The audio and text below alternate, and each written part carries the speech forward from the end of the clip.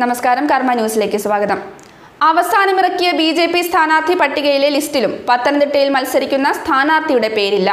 പത്തനംതിട്ടയിൽ ആര് വരുമെന്ന് എതിർ സ്ഥാനാർത്ഥികളും ബി.ജെ.പി. പ്രവർത്തകരും കാത്തിരിക്കുകയാണ്.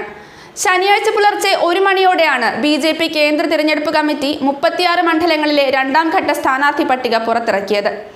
പത്തനംതിട്ടയിൽ ബി.ജെ.പി. നിർത്തുന്ന സ്വതന്ത്ര സ്ഥാനാർത്ഥിയായി പി.ജെ. കുര്യന്റെ പേര് 2 ദിവസമായി ഉയർന്നു വരികയാണ്. പി.ജെ. കുര്യൻ കോൺഗ്രസ് വിട്ട് ബി.ജെ.പിയിലേക്ക് എന്ന സൂചന നൽകി നിരവധി റിപ്പോർട്ടുകളാണ് പുറത്തുവരുന്നത്.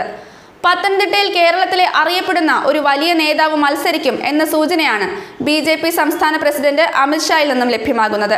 എന്നാൽ ബി.ജെ.പിയിൽ എത്തുമെന്ന വാർത്തകളോട് കോൺഗ്രസ് നേതാവ് പി.ജെ. കുര്യൻ ഇതുവരെ പ്രതികരിച്ചിട്ടില്ല. അതുതന്നെ കോൺഗ്രസ് കേന്ദ്രങ്ങളെയും ഞെട്ടിച്ചിരിക്കുകയാണ്. പി.ജെ. കുര്യൻ കഴിഞ്ഞ 1 വർഷത്തോളം കോൺഗ്രസ് നേതൃത്വവുമായി നല്ല ബന്ധത്തിലല്ല. കുര്യനെതിരെ കോൺഗ്രസിലെ യുവ നേതാക്കളും രംഗത്ത് വന്നിരുന്നു.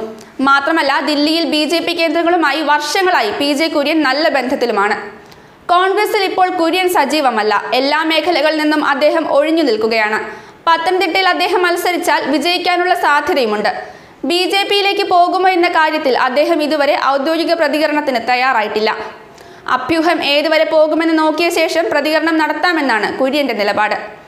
ബി.ജെ.പി. കേന്ദ്ര നേതാക്കൾ കുര്യനുമായി ചർച്ച നടത്തുമെന്നാണ് സൂചന. കുര്യൻ പത്തനംതിട്ടയിൽ മത്സരിക്കാൻ തയ്യാറായാൽ കേരളത്തിൽ ഇപ്പോഴുള്ള എല്ലാ നേതാക്കളെയുംക്കാൾ മികവുള്ള നേതാവായാണ് അദ്ദേഹത്തെ വിലയിരുത്തുന്നത്. 2 കോൺഗ്രസ് നേതാക്കളുമായി ബി.ജെ.പി. കേന്ദ്ര നേതൃത്വം സംസാരിച്ചെന്നാണ് റിപ്പോർട്ട്. സംസ്ഥാന നേതാക്കൾ ഇക്കാര്യം അറിഞ്ഞിട്ടുമില്ല. കോൺഗ്രസിൽ നിന്നും 1-2 വലിയ നേതാക്കൾ ബി.ജെ.പിയിൽ എത്തുമെന്നത് കോൺഗ്രസിനും തലവേദനയാകുന്നു. കെ. സുരേന്ദ്രനായി നീക്കിവെച്ച പത്തനംതിട്ടയിൽ നടക്കുന്ന അടിയൊഴുക്കുകൾ സംസ്ഥാന ബി.ജെ.പി. നേതാക്കൾ പോലും അറിയുന്നില്ല. സംസ്ഥാന സമിതിയിലെ നേതാക്കൾ മുഴുവൻ അങ്കലാപ്പിലാണ് ഈ നീക്കത്തിൽ. RSSന്റെ പിന്തുണ വരെ സുരേന്ദ്രനൊപ്പമാണ്. ന്യൂസ് ഡെസ്ക്, കർമ്മ ന്യൂസ്.